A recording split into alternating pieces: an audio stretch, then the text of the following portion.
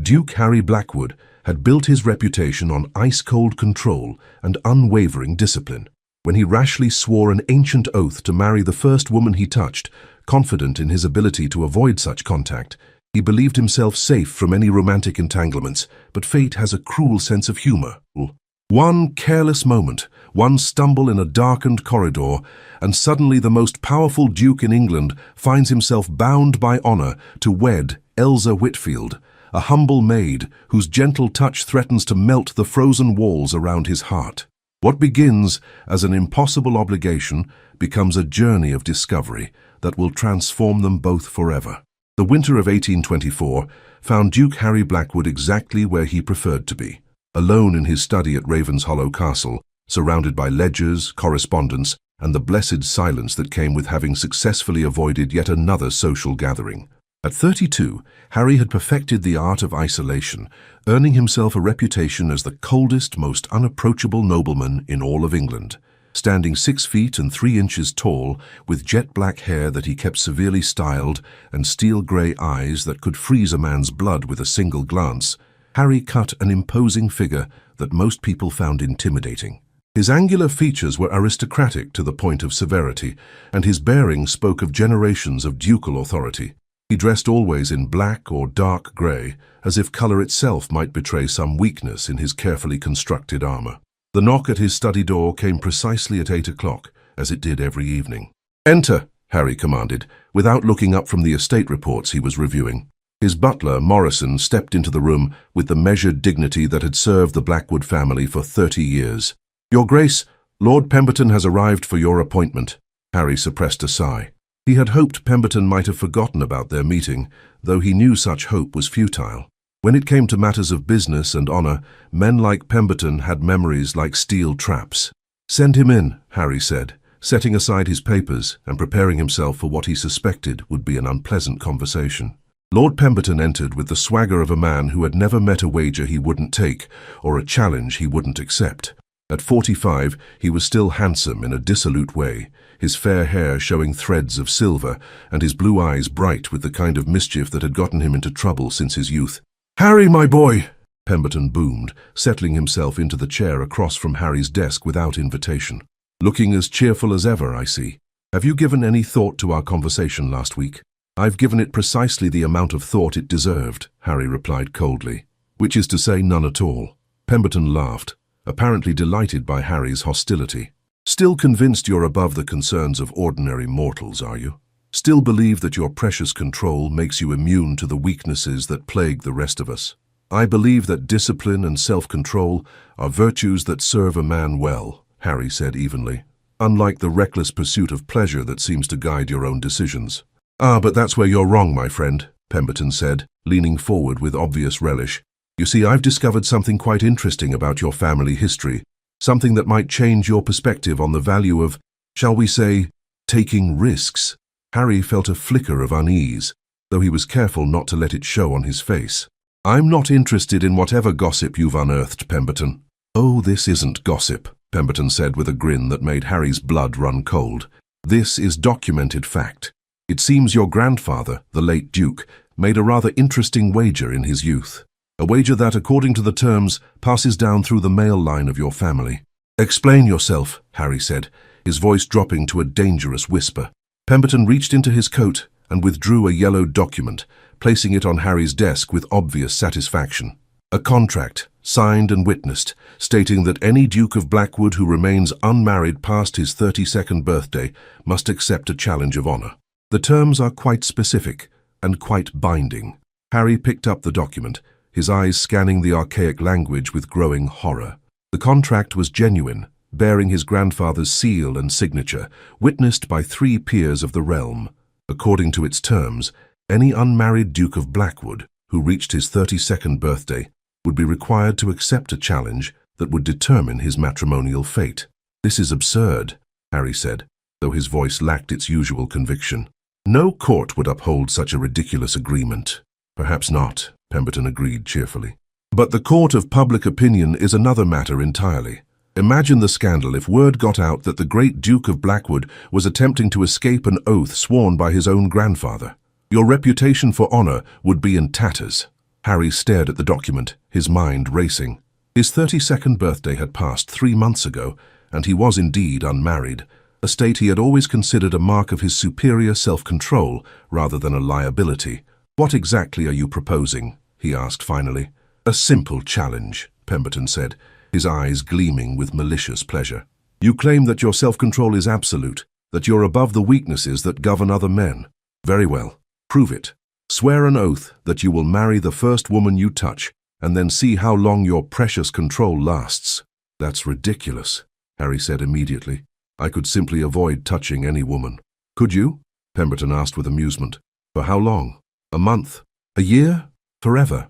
And what happens when you're forced into social situations where such contact is unavoidable? A dance? A greeting? An accident? Your control isn't as absolute as you believe, Harry. No one's is." Harry felt trapped, cornered by his own reputation and his family's honor.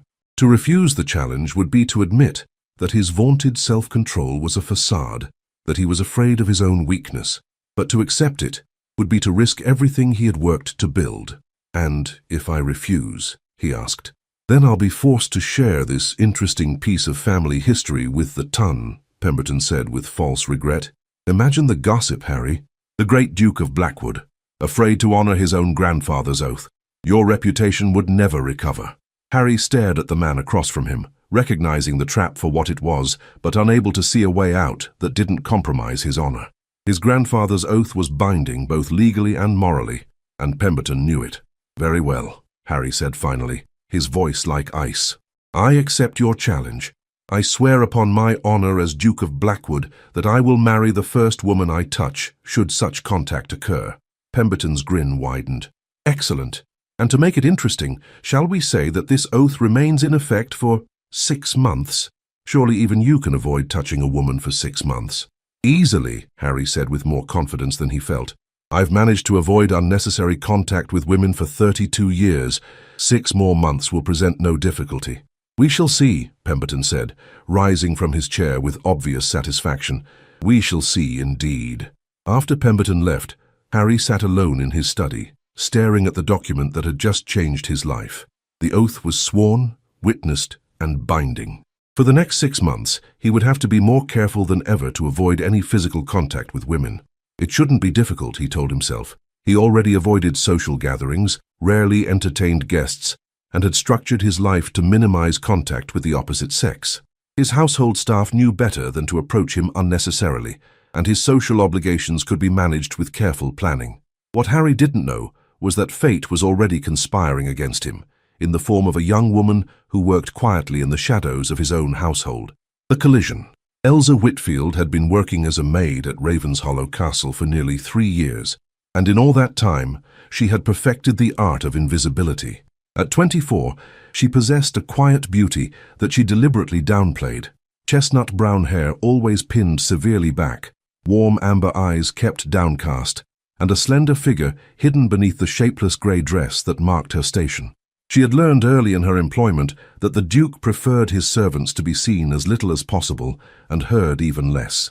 Unlike the other great houses where she had worked, Ravenshollow operated with an almost monastic silence, its master's cold demeanor setting the tone for the entire household.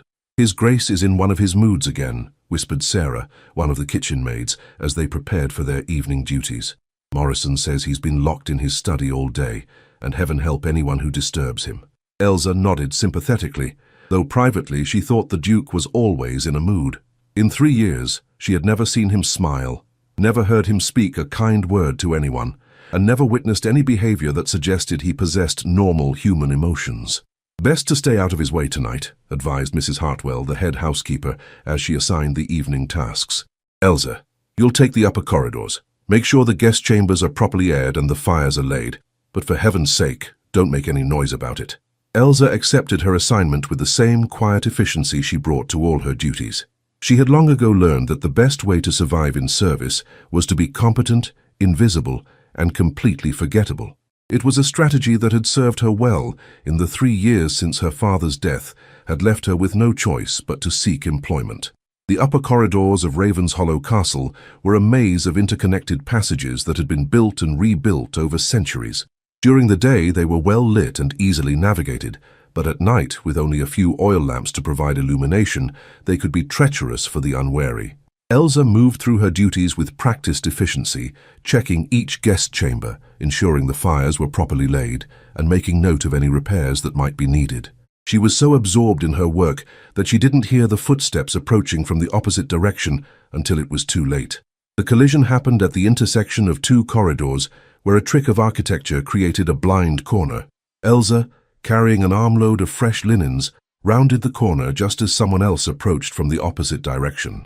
The impact sent her stumbling backward, linens flying everywhere, and she would have fallen if not for the strong hands that caught her arms and steadied her. For a moment, time seemed suspended. Elsa found herself looking up into the coldest grey eyes she had ever seen, set in a face of such aristocratic severity that she knew immediately who had caught her. The Duke of Blackwood himself stood before her, his hands still gripping her arms, his expression frozen in what could only be described as absolute horror. "Your Grace," Elsa gasped, immediately trying to pull away and drop into a proper curtsy. "I'm so sorry, I didn't see—" But Harry wasn't listening to her apology. He was staring at his own hands where they gripped her arms, his face growing paler by the second as the full implications of what had just happened crashed over him like a cold wave. He had touched her. After swearing an oath just hours earlier to marry the first woman he touched, he had collided with a maid in his own corridor and instinctively reached out to steady her. The contact was brief, innocent, and completely accidental, but it was undeniably contact. "No," he whispered, his voice barely audible. "This cannot be happening." Elsa stared at him in confusion, still trying to understand why the Duke looked as though he had just received news of his own death. "Your Grace, are you quite well?" Harry released her arms as though they had burned him, taking several steps backward and running a hand through his perfectly styled hair. "This is impossible. This cannot be—" "I'm truly sorry for the collision, Your Grace," Elsa said, beginning to gather up the scattered linens. "I should have been more careful. It won't happen again." "Won't happen again," Harry repeated, his voice taking on a slightly hysterical edge. "No, it most certainly will not happen again, because the damage is already done." Elsa looked up at him from where she knelt gathering linens, completely bewildered by his behavior. In 3 years of working at Ravenshollow, she had never seen the Duke display any emotion stronger than mild irritation. Now he looked like a man who had just watched his entire world crumble around him. "Your Grace," she said carefully, "perhaps you should sit down. You look quite pale." "Sit down?" Harry laughed, but there was no humor in the sound. "Sit down and contemplate the fact that I have just destroyed my entire life through a moment of carelessness? I think not." "I don't understand," Elsa said, rising to her feet with the gathered linens in her arms. "What has happened? How have you destroyed anything?" Harry stared at her for a long moment, taking in her confused amber eyes, her earnest expression, her complete ignorance of the catastrophe that had just befallen them both. She was pretty, he realized with a start, not in the polished, artificial way of the society beauties he had spent years avoiding, but in a natural, unaffected way that was somehow more dangerous. "What is your name?" he asked abruptly. "Elsa Whitfield, Your Grace," she replied, dropping into a curtsy. "I'm one of the housemaids." "Elsa Whitfield," Harry repeated, as though testing how the name sounded. "And how long have you been in my employ?" 3 years, Your Grace," Elsa said, growing more confused by the moment. "I've tried to give good service, and if there's been any complaint—" "There has been no complaint," Harry interrupted. "Your service has been adequate." It was hardly a ringing endorsement, but coming from the Duke of Blackwood, Elsa supposed it was practically effusive praise. "Your Grace," she said hesitantly, "I really should return to my duties. Mrs. Hartwell will be wondering what's keeping me." "Yes," Harry said slowly, as though the words were being dragged out of him. "Yes, you should return to your duties. But first we need to discuss what just happened." "The collision?" Elsa asked. "I've already apologized, Your Grace. It was entirely my fault for not watching where I was going." "The collision, yes," Harry said, beginning to pace the narrow corridor like a caged animal. "A collision that has just bound us together in a way that neither of us could have anticipated." Elsa stared at him, wondering if the Duke had perhaps suffered a blow to the head during their collision. "I'm afraid I don't understand what you mean, Your Grace." Harry stopped pacing and fixed her with a stare that made her feel like a butterfly pinned to a board. "Miss Whitfield, are you familiar with the concept of binding oaths?" Yes, Your Grace. Somewhat." Then you will understand when I tell you that I have just sworn an oath that requires me to marry the first woman I touch, Harry said, his voice flat and emotionless. An oath that I foolishly believed would never come into effect. Elsa felt the blood drain from her face. Marry? She whispered. Marry, Harry confirmed grimly. You, Miss Whitfield, have just become my betrothed. The linens fell from Elsa's nerveless fingers as the full implications of his words hit her. But that's impossible, she stammered. I'm a maid. You're a duke. People like us don't. We can't. Nevertheless, the oath is sworn and witnessed, Harry said. I am bound by honor to fulfill it, regardless of the circumstances. Elsa sank against the corridor wall, her legs suddenly unable to support her. This has to be some sort of mistake, some sort of jest. I assure you, Miss Whitfield, I am not in the habit of jesting about matters of honor, Harry said coldly. The oath is binding, and I will fulfill it. But what about what I want? Elsa asked, her voice rising slightly. Don't I have any say in this matter? Harry paused, struck by a question he hadn't considered. In his shock and horror at his own situation, he had given no thought to how the maid might feel about being suddenly elevated to Duchess. He began, then stopped. What do you want, Miss Whitfield? It was such a simple question, but Elsa realized that no one had asked her what she wanted in years. Since her father's death, her life had been a series of necessities and obligations, with no room for personal desires or dreams. I want to understand what's happening, she said finally. I want to know why a duke would swear such an oath, and why he feels bound to honor it with someone so far beneath his station. You are not beneath my station, Harry said automatically, then paused, surprised by his own words. That is to say, the circumstances of your birth do not negate the binding nature of the oath. Don't they? Elsa asked, pushing herself away from the wall and facing him squarely. Your Grace, I am the daughter of a country vicar who died in debt. I have no dowry, no connections, no accomplishments that would recommend me as a duchess. Surely any reasonable person would understand that such an oath could not apply to someone like me. Harry found himself studying her face as she spoke, noting the intelligence in her amber eyes, the dignity in her bearing despite her circumstances, the way she held herself with quiet pride, even in the face of his devastating news. The oath makes no distinctions based on birth or station, he said slowly. It simply states that I must marry the first woman I touch. You are that woman, Miss Whitfield. And if I refuse? Elsa asked. The question hung in the air between them, loaded with implications that neither of them had fully considered. Harry realized that he had been so focused on his own honor and obligation that he had given no thought to the possibility that she might not want to marry him. I don't know, he admitted. The oath binds me, but I cannot force you to accept a proposal you do not want. Then we have a problem, Elsa said quietly, because I cannot imagine any circumstances under which marrying you would be anything other than a disaster for both of us. Harry felt an unexpected stab of something that might have been hurt at her blunt rejection, though he quickly suppressed it. You find the prospect of marrying me so distasteful? I find the prospect of marrying anyone under these circumstances distasteful, Elsa corrected. You don't want to marry me, Your Grace. You've made that abundantly clear. And I have no desire to be married to someone who sees me as an obligation to be endured. Then what do you suggest? Harry asked, genuinely curious about her answer. I suggest we find a way out of this oath that doesn't require either of us to sacrifice our happiness, Elsa said firmly. There must be some loophole, some way to satisfy the letter of the law without destroying both our lives. Harry stared at her, struck by her practical approach to their impossible situation. Most women in her position would have been either terrified or ecstatic at the prospect of marrying a duke. Elsa Whitfield seemed to be neither. You would refuse a duke's proposal? He asked. I would refuse any proposal made under duress, Elsa replied. Yours is no exception. For the first time in years, Harry found himself genuinely intrigued by another person's perspective. This maid, this woman, was not reacting at all as he had expected. She was neither awed by his title nor intimidated by his reputation. She was simply honest. Very well, Miss Whitfield, he said finally. We will examine the terms of the oath together and see if there is indeed a way out of this predicament that satisfies both honor and common sense. Thank you, Your Grace, Elsa said, though she didn't sound entirely convinced that such a solution existed. However, Harry continued, until we find such a solution, I'm afraid the situation must remain between us. The scandal, if word got out, Would destroy us both, Elsa finished. Yes, Your Grace, I understand. Your secret is safe with me.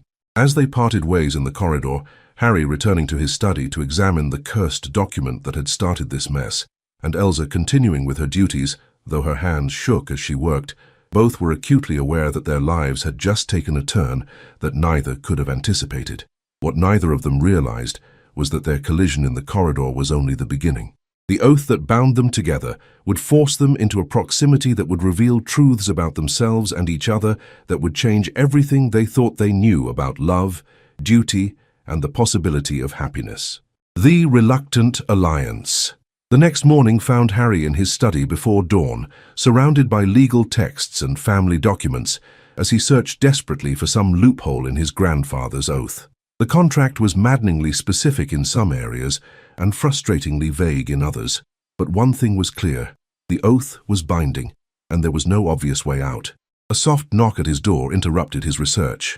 "Enter!" he called, expecting Morrison with his morning coffee. Instead, Elsa Whitfield stepped into the room, carrying a tea tray and wearing the same grey dress that marked her station. In the morning light streaming through his study windows, Harry was struck again by her quiet beauty. The way the light caught the chestnut highlights in her severely pinned hair, the determined set of her jaw, the intelligence that shone in her amber eyes. "Miss Whitfield," he said, rising from his chair, "I didn't expect to see you this morning." "I asked Mrs. Hartwell if I could bring your morning tea," Elsa said, setting the tray on his desk with steady hands. "I thought we should discuss our situation before the household begins to stir." "Quite right," Harry agreed, though he was surprised by her initiative. "Please, sit down." Elsa hesitated. "Your Grace, it wouldn't be proper for me to sit in your presence. Given that we are apparently betrothed, I think we can dispense with some of the usual formalities," Harry said dryly. "Please, sit. We have much to discuss." Elsa perched on the edge of the chair across from his desk, her posture perfect despite her obvious discomfort. "Have you found anything in your research that might help us?" "Nothing encouraging," Harry admitted. "The oath is quite specific about the consequences of touching a woman, and equally specific about the requirement to marry. There are no exceptions listed for differences in station, circumstances of the touch, or mutual consent." "I see," Elsa said quietly. "And the consequences of not fulfilling the oath?" Harry's jaw tightened. "Public disgrace, the loss of my honor, and quite possibly legal challenges to my title and estates. My grandfather was thorough in his stupidity." "Then you truly have no choice," Elsa observed. "None whatsoever," Harry confirmed. "The question is whether you do." Elsa was quiet for a moment, her hands folded in her lap as she considered his words. "What exactly would happen to me if I refused your proposal?" "I don't know," Harry said honestly. "The oath binds me to offer marriage, but it says nothing about compelling acceptance. However, Elsa prompted. "However, the scandal of a duke proposing to a maid and being refused would be enormous," Harry said. "Your name would be dragged through every drawing room in London. Your reputation would be destroyed, and your chances of finding other employment would be minimal." Elsa nodded, having already reached the same conclusion herself. "So my choices are to marry a man who doesn't want me, or to face social ruin and probable destitution?" "I'm afraid so," Harry said, though he found himself uncomfortable with the stark reality of her situation. "Not much of a choice, is it?" Elsa said with a bitter smile. "No, it isn't," Harry agreed. "Miss Whitfield, I want you to know that I take full responsibility for this situation. If there were any way for me to bear the consequences alone, I would do so." Elsa looked at him with surprise. "That's unexpectedly considerate of you, Your Grace." "You seem surprised that I might possess basic human decency," Harry observed. "Forgive me, Your Grace, but in 3 years of working in your household, I've seen little evidence of warmth in your character," Elsa said carefully. Harry felt an unexpected stab of something that might have been shame. "I prefer to maintain appropriate distance from my staff." "There's a difference between appropriate distance and treating people as though they don't exist," Elsa said, then immediately looked horrified at her own boldness. "I'm sorry, Your Grace. I had no right to speak so freely." "On the contrary," Harry said slowly, "if we are to be married, I suppose you have every right to speak your mind. Tell me, Miss Whitfield, what exactly do you think of me?" Elsa stared at him, clearly torn between honesty and self-preservation. "You truly want to know?" "I do. I think you're the coldest, most isolated man I've ever encountered," Elsa said, her words coming out in a rush. I think you've built walls around yourself so high that you've forgotten what it feels like to connect with another human being. I think you use your title and your wealth to keep the world at a distance because you're afraid of something. I don't know what, but something. Harry sat back in his chair, stunned by her assessment. No one had ever spoken to him with such brutal honesty, and he found himself both offended and oddly impressed by her courage. You think I'm afraid? He asked. I think you're terrified, Elsa said, her amber eyes fixed on his face. The question is, of what? Harry was quiet for a long moment, considering her words. Was she right? Had he built his isolation out of fear rather than preference? And what about you, Miss Whitfield? He asked finally. What are you afraid of? Everything, Elsa said with startling honesty. I'm afraid of being poor, of being alone, of being forgotten. I'm afraid of hoping for things I can't have. And I'm afraid of settling for things I don't want. And right now, I'm afraid of marrying a man who sees me as a burden to be endured. I don't see you as a burden, Harry said quietly. Don't you? Elsa asked. Then what do you see me as? Harry studied her face, trying to put his confused thoughts into words. I see you as unexpected. You're not what I thought you were. What did you think I was? Invisible, Harry admitted. For 3 years, you've worked in my household and I never really saw you. You were just there, part of the background. And now I'm beginning to realize that perhaps I haven't been paying attention to the right things, Harry said slowly. Elsa was quiet for a moment, absorbing his words. Your Grace, if we are truly bound by this oath, then we need to discuss practical matters, such as how we proceed, Elsa said. Do we announce an engagement? Do we marry immediately? Do we attempt to keep the circumstances secret? Harry had been so focused on finding a way out of the oath that he hadn't given much thought to how they would manage the situation if escape proved impossible. The circumstances must remain secret, he said finally. The scandal would be enormous if the truth came out. As for the rest, I suppose we should proceed as though this were a normal courtship, albeit an accelerated one. A courtship? Elsa asked with surprise. We can hardly announce an engagement between a duke and a maid without some explanation, Harry pointed out. We'll need to create a plausible story about how we met and fell in love. Fell in love, Elsa repeated, her voice flat. Yes, I'm sure everyone will find that entirely believable. Stranger things have happened, Harry said, though he didn't sound convinced himself. Have they? Elsa asked. When was the last time a duke married his maid for love? Harry was forced to admit that he couldn't think of a single example. We'll make it believable, he said with more confidence than he felt. And after we're married? Elsa asked. What then? Do we live as husband and wife? Or do we maintain separate lives under the same roof? The question hung in the air between them, loaded with implications that neither was ready to address fully. We'll determine that when the time comes, Harry said finally. Your Grace, Elsa said carefully, I need to know what you expect from this marriage. I need to know what my life will be like. Harry looked at her, seeing the vulnerability beneath her composed exterior, the fear she was trying so hard to hide. For the first time, he truly considered what this situation meant for her, not just the elevation in status, but the complete upheaval of everything she had known. I expect nothing from you that you're not willing to give, he said quietly. This marriage may be forced upon us both, but I won't compound the injustice by making demands you're not prepared to meet. That's unexpectedly kind, Elsa said, her voice soft with surprise. You continue to seem surprised by basic decency, Harry observed. Perhaps because I've seen so little of it in my life, Elsa said. Your Grace, if we're truly going to do this, then I have one request. What is it? I want to know you, Elsa said. Not the Duke of Blackwood, not the cold, distant master of Raven's Hollow, but you, Harry, the man beneath the title. Harry felt something twist in his chest at her words. When was the last time someone had wanted to know him as a person rather than as a title and a fortune? Why? He asked. Because if I'm going to spend the rest of my life married to you, I'd prefer it not be to a stranger, Elsa said simply. And in return? You can know me, Elsa said. Elsa Whitfield, not just the maid who happened to collide with you in a corridor. Harry considered her proposal, recognizing the wisdom in it even as it terrified him. Letting someone truly know him would require lowering the walls he had spent years building, revealing vulnerabilities he had never shown to anyone. Very well, he said finally. We'll get to know each other. But Miss Whitfield, Elsa, I should warn you that you may not like what you discover. The same could be said of you, Elsa replied. I'm not the meek, grateful servant you might expect. I have opinions, and I'm not always good at keeping them to myself.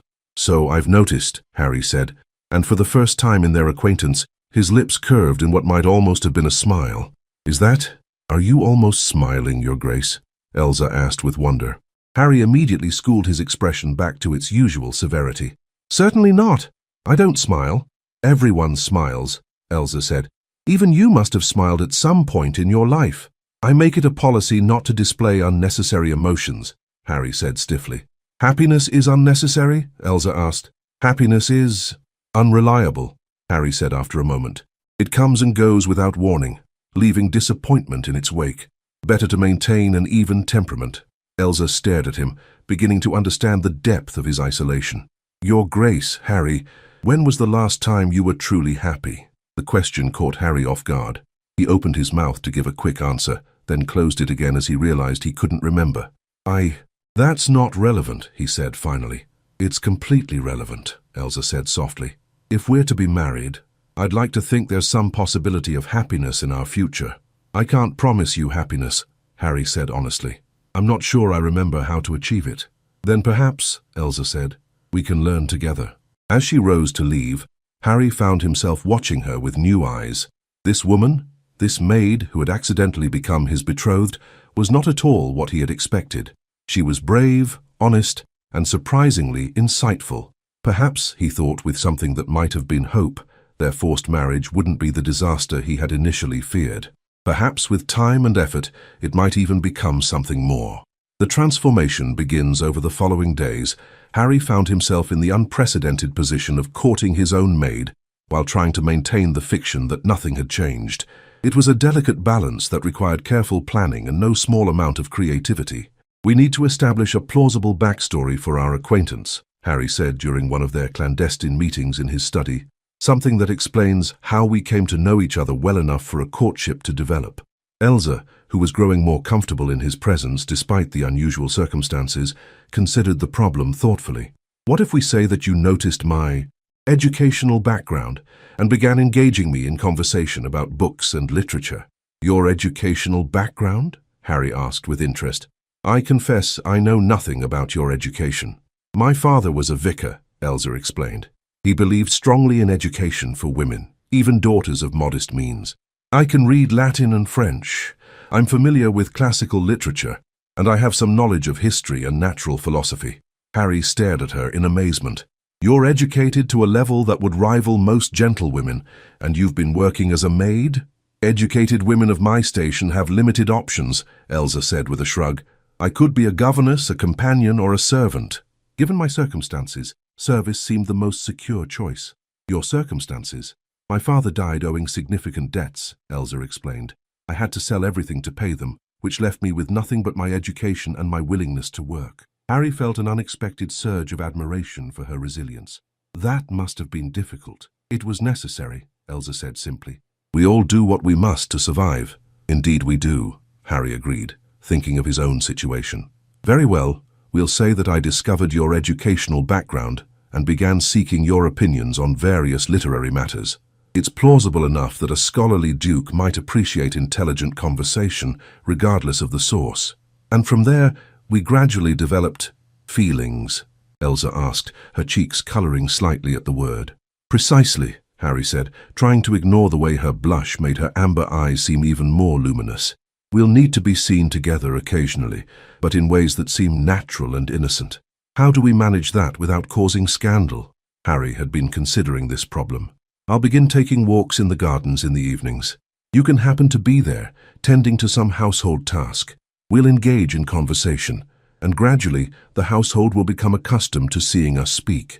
And then we'll gradually increase the frequency and duration of our encounters, until it seems natural that we might have developed an attachment. It was a reasonable plan, but putting it into practice proved more challenging than either had anticipated. Their first accidental encounter in the garden was so stiff and formal that any observer would have concluded they were strangers rather than potential lovers. This isn't working, Elsa said, after their third awkward attempt at casual conversation. We look like we're reciting lines from a play. Perhaps because we are, in a sense, Harry said with frustration. I'm not accustomed to casual interaction. No, I've noticed that, Elsa said dryly. Your Grace, may I make a suggestion? Please do. Stop thinking of this as a performance, Elsa said. We agreed to get to know each other. Why don't we actually do that instead of pretending to do it? Harry considered her words. You want us to have genuine conversations? I want us to try being real with each other, Elsa said. If we're going to convince anyone that we've fallen in love, we need to at least like each other.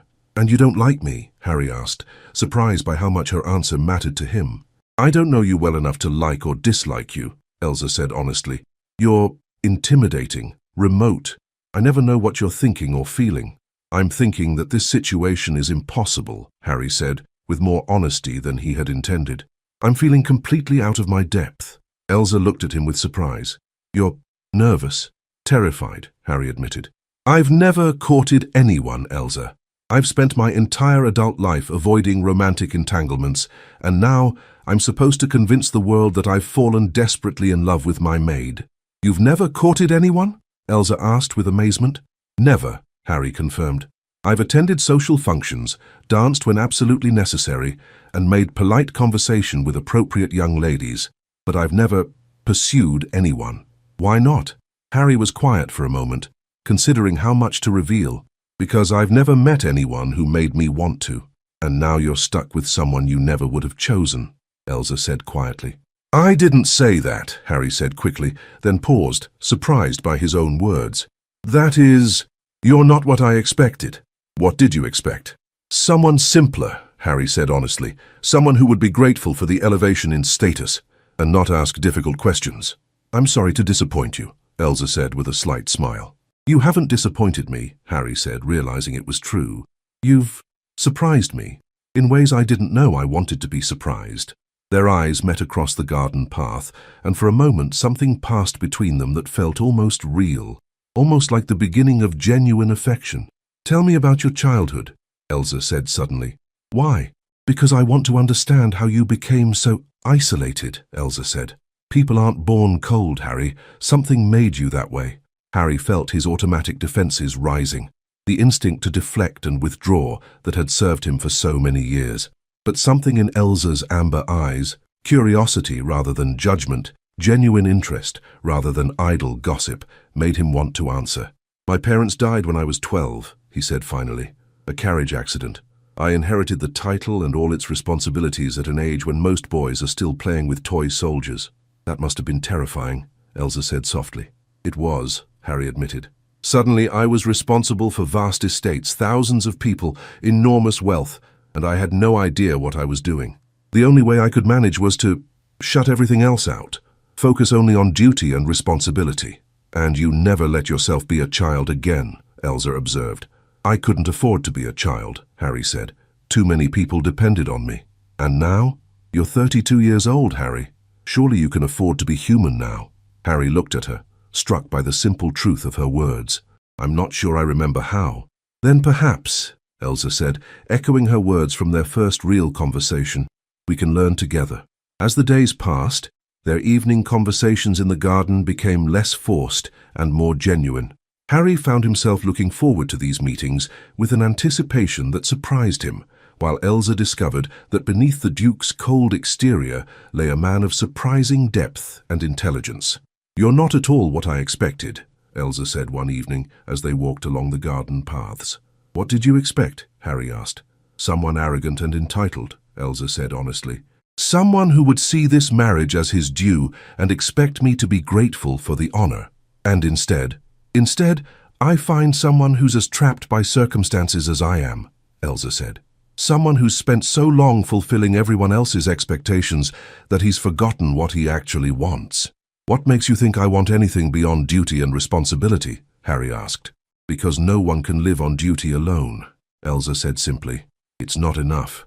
There has to be something more, something that makes all the responsibility worthwhile.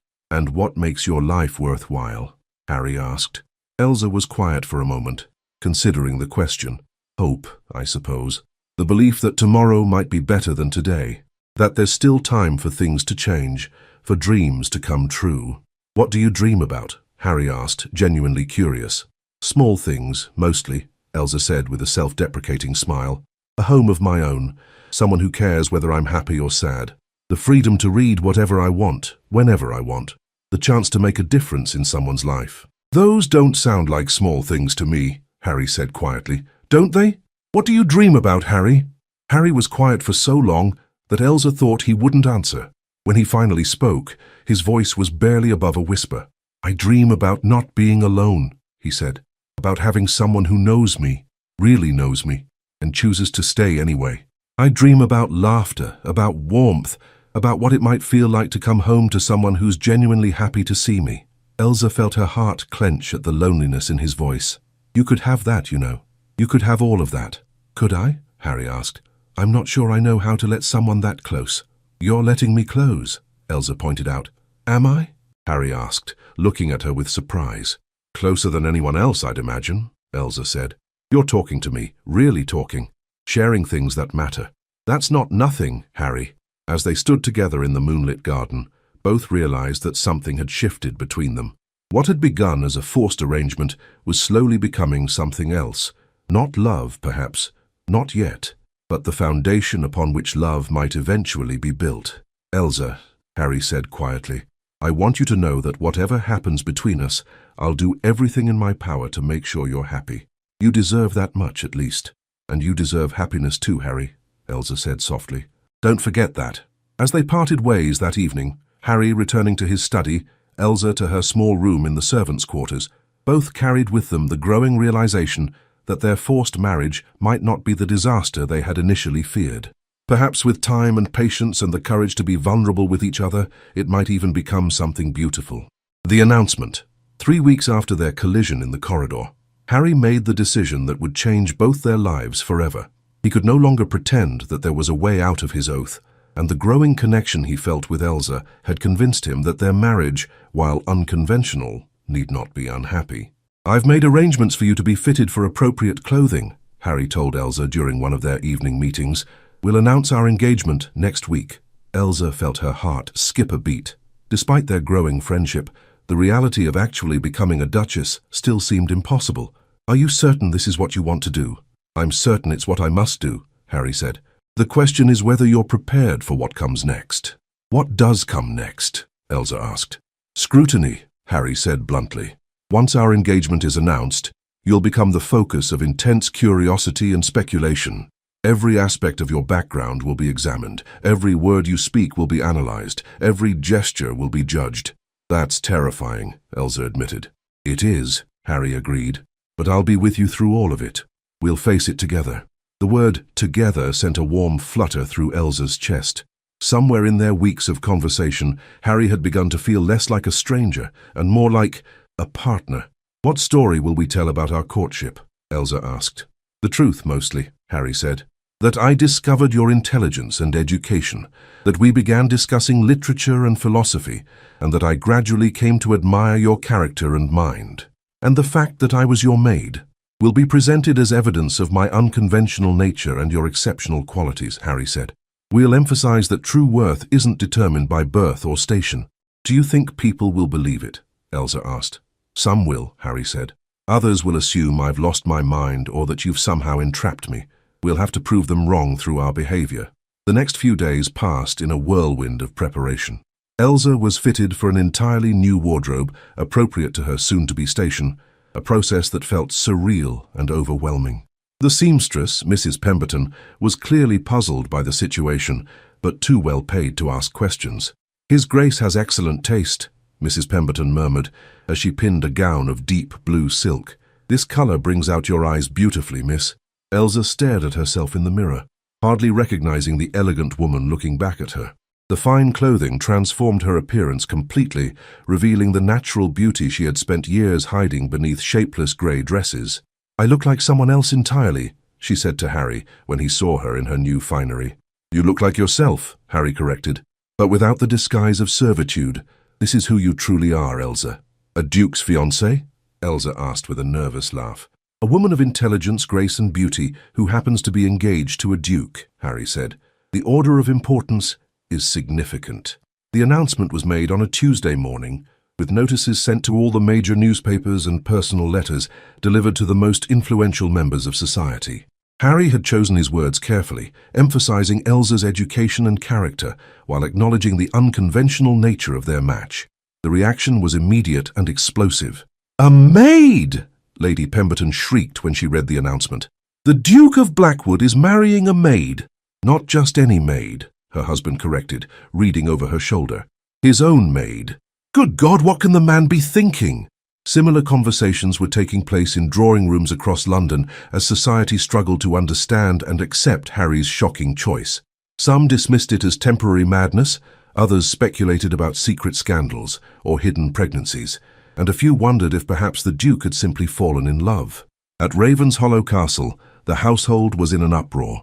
The servants who had worked alongside Elsa for 3 years could hardly believe that their quiet, unassuming colleague was about to become their mistress. "I always knew there was something special about Miss Elsa," claimed Sarah, the kitchen maid, though she had never shown any particular interest in Elsa before. "His Grace has always been eccentric," added Mrs. Hartwell, trying to maintain some dignity in the face of unprecedented circumstances. "I suppose we shouldn't be surprised that his choice of bride would be unconventional." For Elsa, the most difficult part was facing the people who had been her colleagues and friends. The announcement had created an immediate and unbridgeable distance between them, transforming her overnight from one of them to one of the gentry they served. "I hope you'll be happy, miss," said Mary, one of the other housemaids, though her tone suggested she thought happiness was unlikely. "I hope so too," Elsa replied honestly, wishing she could bridge the gap that had suddenly opened between them. The first test of their new relationship came 3 days after the announcement, when Lord Pemberton arrived at Ravenshollow Castle with barely concealed glee at the chaos he had helped create. "Harry, my boy," he boomed as he was shown into the drawing room where Harry and Elsa were taking tea. "I had to come and meet the remarkable woman who has finally captured your heart." "Pemberton," Harry said coolly, rising to greet his unwelcome guest. "Allow me to present my fiancée, Miss Elsa Whitfield. Elsa, this is Lord Pemberton." Elsa rose gracefully, her new training in deportment serving her well as she offered a perfect curtsy.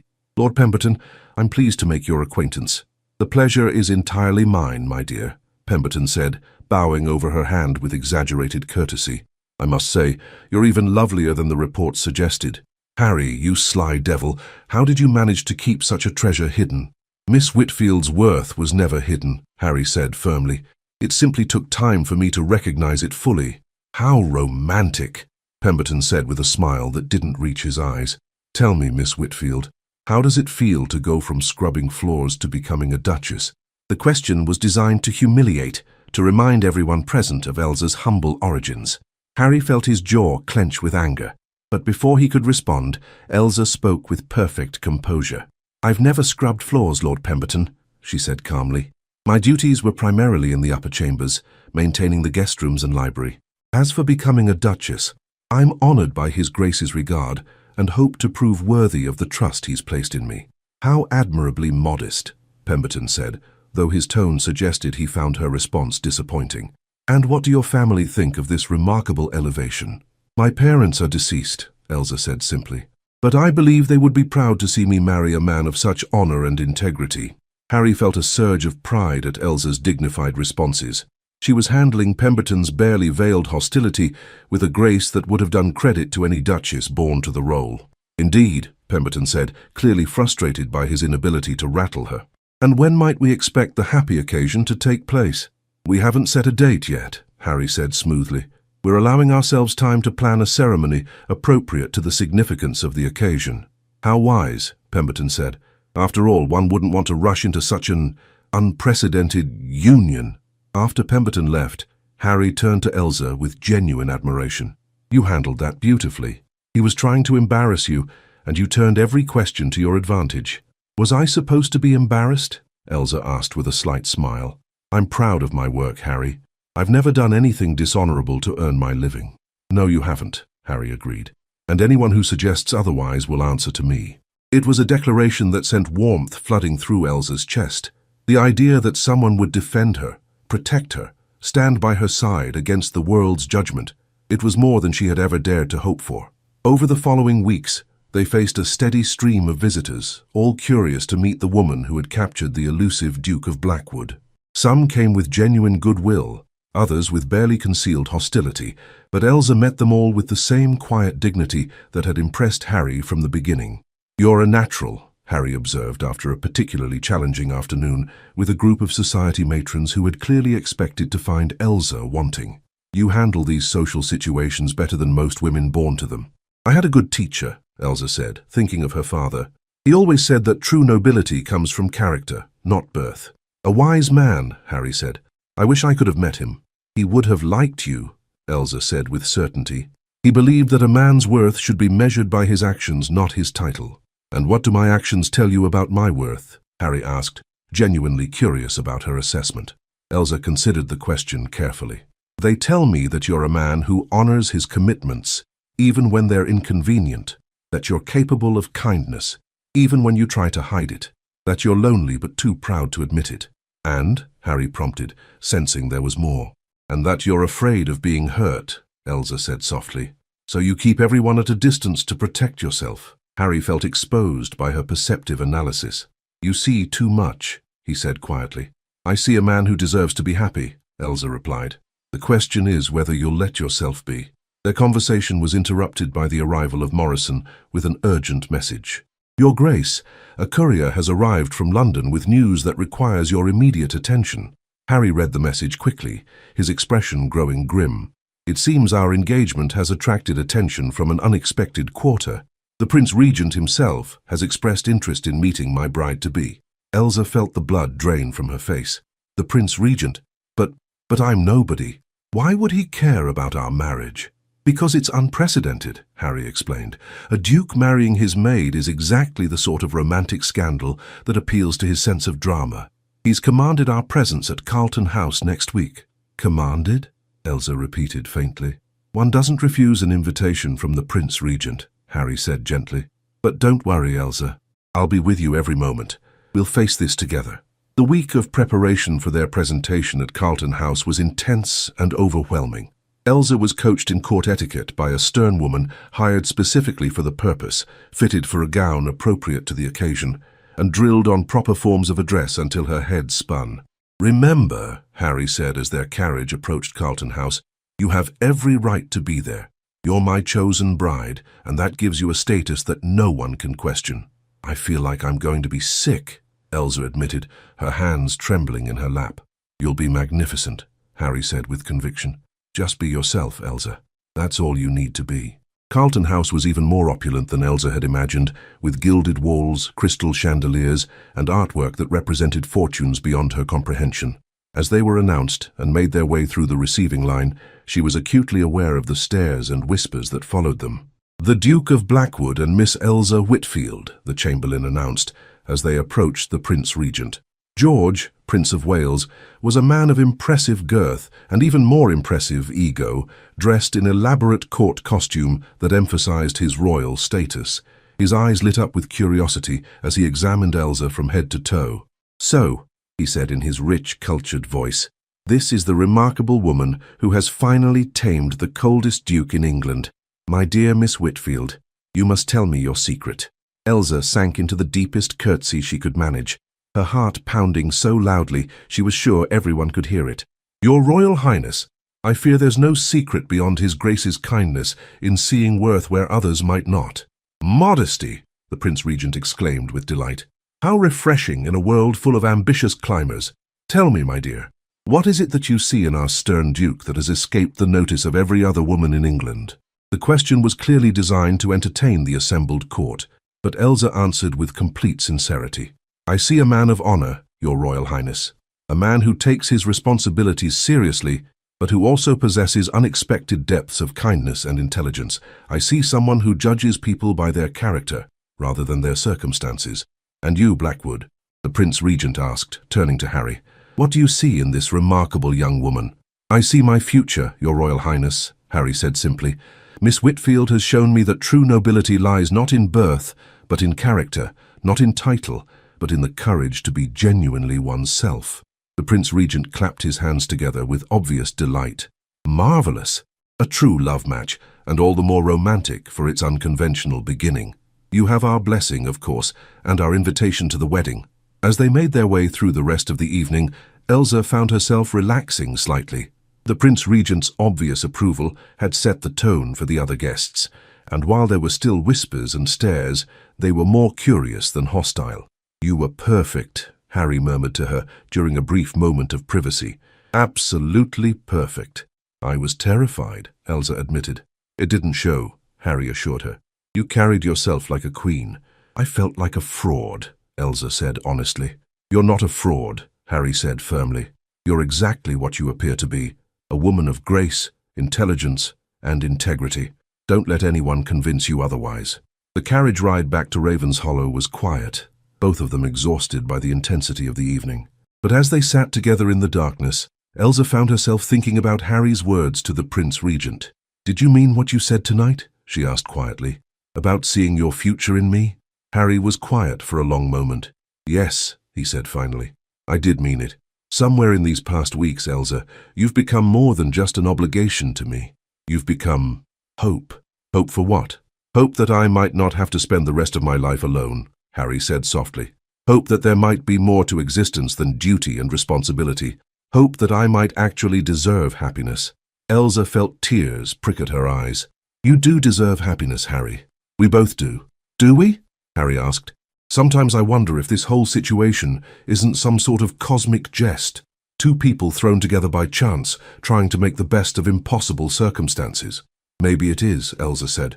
"But maybe that's exactly what we both needed. Maybe we needed to be forced together to discover what we might never have found on our own." "And what's that?" "Each other," Elsa said simply. As their carriage pulled up to Ravenshollow Castle, both realized that something fundamental had shifted between them that evening. What had begun as obligation was becoming something deeper, something that might eventually grow into love. "Elsa," Harry said, as he helped her down from the carriage, "I want you to know that whatever happens between us, I'm grateful that fate brought us together." "Even though it wasn't your choice?" Elsa asked. "Especially because it wasn't my choice," Harry said with a smile that transformed his entire face. "Left to my own devices, I would never have been brave enough to pursue someone like you. Someone like me. Someone real," Harry said. "Someone who sees past the title to the man beneath. Someone who challenges me to be better than I am." As they stood together in the moonlight outside their home, both felt the stirring of something that had nothing to do with obligation or duty. It was fragile still, this growing connection between them, but it was real and precious and full of possibility. "Harry," Elsa said softly, "I think I'm beginning to understand what love might feel like." "Are you?" Harry asked, his voice rough with emotion. "It feels like coming home," Elsa said. "Like finding the missing piece of yourself that you didn't even know was lost." Harry reached out to touch her face gently, his thumb tracing the line of her cheek. "Then perhaps we're both learning something new." "Perhaps we are," Elsa agreed, leaning into his touch. As they entered the castle together, both carried with them the growing certainty that their forced marriage might become the greatest blessing of their lives. They had found in each other not just a solution to an impossible situation, but the possibility of genuine love, the kind of love that grows slowly and surely from friendship, respect, and the courage to be vulnerable with another person. The road ahead would not be easy. Society would continue to question their match, and they would have to work to build a marriage based on more than obligation.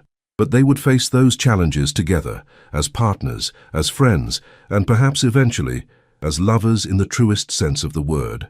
The wedding. The wedding of the Duke of Blackwood and Miss Elsa Whitfield was set for the first Saturday in June, giving them time to plan a ceremony that would satisfy both social expectations and their own desires for something meaningful. As the date approached, Elsa found herself caught between excitement and terror at the magnitude of the change about to occur in her life. "I keep thinking I'll wake up and discover this has all been a dream," she confided to Harry during one of their evening walks in the garden.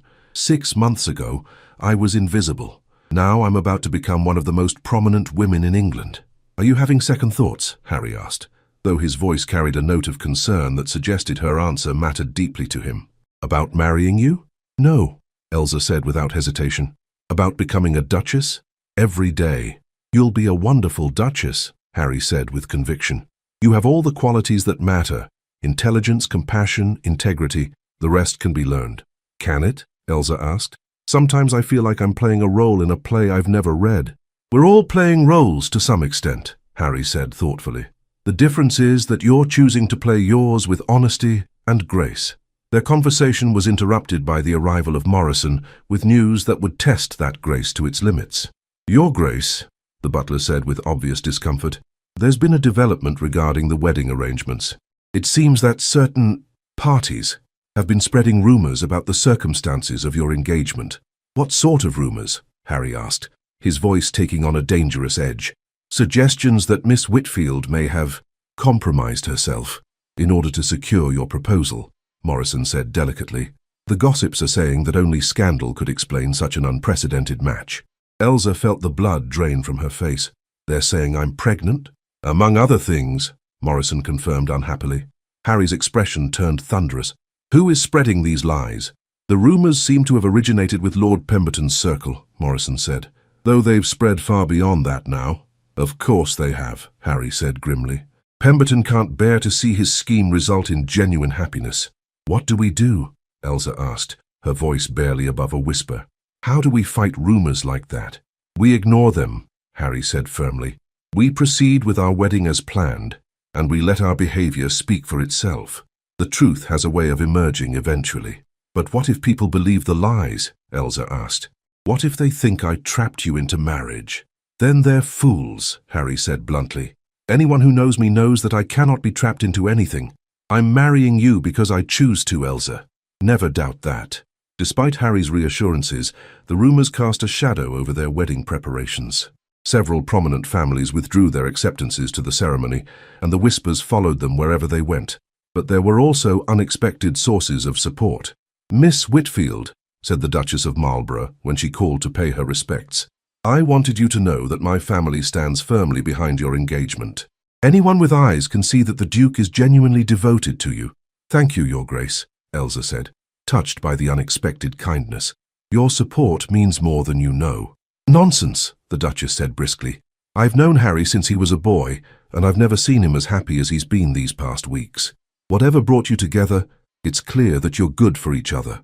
Similar expressions of support came from other quarters, and gradually Elsa began to realize that while they had enemies, they also had friends, people who valued character over convention and who were willing to stand by them despite the scandal. The night before their wedding, Harry found Elsa in the castle's chapel, sitting quietly in one of the pews and staring at the altar where they would exchange vows the next day. Having second thoughts? He asked gently as he sat down beside her. Third and fourth thoughts, Elsa admitted. Harry, are we doing the right thing? Are we being fair to each other? What do you mean? I mean that you're marrying me because you have to, not because you want to, Elsa said. And I'm marrying you because I have no choice. Is that any foundation for a marriage? Harry was quiet for a long moment, considering her words. When we first collided in that corridor, you would have been right. I was marrying you because I had to, but that's not why I'm marrying you tomorrow. It isn't? No, Harry said, turning to face her fully. I'm marrying you tomorrow because somewhere in these past months you've become the most important person in my life, because I can't imagine my future without you in it, because you've shown me what it means to be truly known and accepted. Harry, Elsa began, but he continued. I'm marrying you because you make me laugh, because you challenge my thinking, because you see the best in me even when I can't see it myself, Harry said, his voice growing stronger with each word. I'm marrying you because I love you, Elsa. Completely, desperately, irrevocably. Elsa stared at him in shock. You love me? I love you, Harry confirmed. I think I've been falling in love with you since that first evening in the garden when you told me I was afraid. You were right, you know. I was afraid of feeling too much, afraid of being hurt, afraid of letting anyone close enough to matter. But you made me brave, Elsa. You made me want to risk everything for the chance of happiness. Tears were streaming down Elsa's face as she absorbed his words. I love you too, she whispered. I've been afraid to say it, afraid to hope that what I was feeling might be real. It's real, Harry said, reaching out to wipe away her tears. This is real, Elsa. What we have together is real. Then tomorrow isn't just about obligation, Elsa said, her voice filled with wonder. Tomorrow is about love, Harry confirmed. About choosing each other, not because we have to, but because we want to. Their wedding day dawned bright and clear, as though even the weather was celebrating their union. The ceremony was held in the village church, with the entire community in attendance along with the members of society who had chosen to support their unconventional match. As Elsa walked down the aisle in her gown of ivory silk, her eyes fixed on Harry's face, she felt a profound sense of rightness. This was where she belonged, beside this man who had seen her worth when no one else had, who had chosen to love her despite all the obstacles in their path. Harry, watching her approach with her quiet grace and radiant smile, felt his heart swell with an emotion so powerful it nearly overwhelmed him. This woman, his Elsa, was about to become his wife, not through obligation, but through choice, not through duty, but through love. "Dearly beloved," the vicar began, his voice carrying clearly through the packed church, "we are gathered together here in the sight of God and in the face of this congregation to join together this man and this woman in holy matrimony." When the time came for their vows, Harry spoke with a clarity and conviction that left no doubt about his feelings. "I, Harry, take thee, Elsa, to be my wedded wife, to have and to hold from this day forward for better, for worse, for richer, for poorer, in sickness and in health, to love and to cherish, till death us do part." Elsa's voice was equally strong as she made her own promises. "I, Elsa, take thee, Harry, to be my wedded husband, to have and to hold from this day forward, for better, for worse, for richer, for poorer, in sickness and in health, to love, cherish, and to obey, till death us do part." When the vicar pronounced them husband and wife, Harry's kiss was tender and reverent, a seal upon the vows they had just exchanged. The congregation erupted in applause, and even some of the skeptics found themselves moved by the obvious love between the unlikely couple. The wedding breakfast was held at Ravenshollow Castle, with the great hall decorated with flowers from the estate gardens. As Harry and Elsa moved through the receiving line, accepting congratulations from their guests, both were struck by the genuine warmth and goodwill they encountered. "Your Grace," said Mrs. Hartwell, the head housekeeper, as she curtsied to Elsa, "if I may say so, you've brought happiness to this house that we haven't seen in years." "Thank you, Mrs. Hartwell," Elsa replied warmly. "I hope to continue bringing happiness for many years to come." "I have no doubt you will," the older woman said with a smile. As the evening wore on and the guests began to depart, Harry and Elsa found themselves alone together for the first time as husband and wife. They stood on the terrace overlooking the gardens where they had first begun to know each other, both marveling at how far they had come. "Do you regret it?" Harry asked quietly. "Any of it?" "Not a moment," Elsa said without hesitation. "Do you?" "Only that it took an ancient oath and a collision in a corridor to bring us together," Harry said with a smile. "I wish I had been wise enough to see your worth from the beginning. Perhaps we both needed time to become the people we are now," Elsa said thoughtfully. "Perhaps we needed to go through everything we did to be ready for this." "Perhaps we did," Harry agreed, pulling her into his arms. "I love you, my Duchess." "And I love you, my Duke," Elsa replied, reaching up to touch his face. "My husband." As they kissed under the stars, both knew that they had found something rare and precious, a love that had grown from the most unlikely circumstances, a partnership built on mutual respect and genuine affection, a marriage that would be a source of strength and joy for all the years to come. They had proven that love could bloom in the most unexpected places, that true worth had nothing to do with birth or station, and that sometimes the most beautiful love stories began with the most impossible circumstances. Their wedding night was everything they had hoped it would be, tender, passionate, and filled with the joy of two people who had found their perfect match in each other. As they lay together afterward, wrapped in each other's arms, both felt a profound sense of completion. "Thank you," Elsa whispered against Harry's chest. "For what?" he asked, his fingers tracing gentle patterns on her bare shoulder. "For seeing me," Elsa said simply. "For choosing me, for loving me." "Thank you," Harry replied, "for saving me from a life of cold isolation, for showing me what love could be, for making me whole." As they drifted off to sleep in each other's arms, both carried with them the knowledge that their love story was just beginning. They had many years ahead of them to continue growing together, to face whatever challenges life might bring, and to prove that love truly could conquer all. The legacy of an oath. 5 years later, the Duke and Duchess of Blackwood stood in the nursery of Ravenshollow Castle, watching their 3-year-old son, James, play with wooden blocks, while their infant daughter, Elizabeth, slept peacefully in her cradle. "He has your eyes," Elsa observed, smiling as James looked up at them with the same steel-grey gaze that had once intimidated her so thoroughly. "And your stubborn streak," Harry replied with amusement, as their son determinedly tried to balance one more block on his already precarious tower. "I prefer to call it determination," Elsa said with dignity, though her eyes danced with laughter. Their marriage had been everything they had hoped and more. The love that had grown slowly between them had deepened with each passing year. Strengthened by shared joys and weathered storms, they had faced down the remaining gossips with grace and dignity, proving through their obvious devotion to each other that their union was built on genuine love rather than scandal or obligation. "Do you ever think about that night?" Elsa asked, as they settled together in the comfortable chairs by the nursery window. "The night you swore that ridiculous oath?" "Every day," Harry admitted. "And every day I'm grateful for my grandfather's foolishness and Pemberton's malice. Without them, I might never have found you." "You would have found me eventually," Elsa said with confidence. "Love has a way of finding its way, doesn't it?" "Does it?" Harry asked, pulling her closer. "I'm not so sure. I was very good at avoiding love before you came along." "And I was very good at being invisible," Elsa replied. "Perhaps we both needed to be forced out of our comfortable hiding places."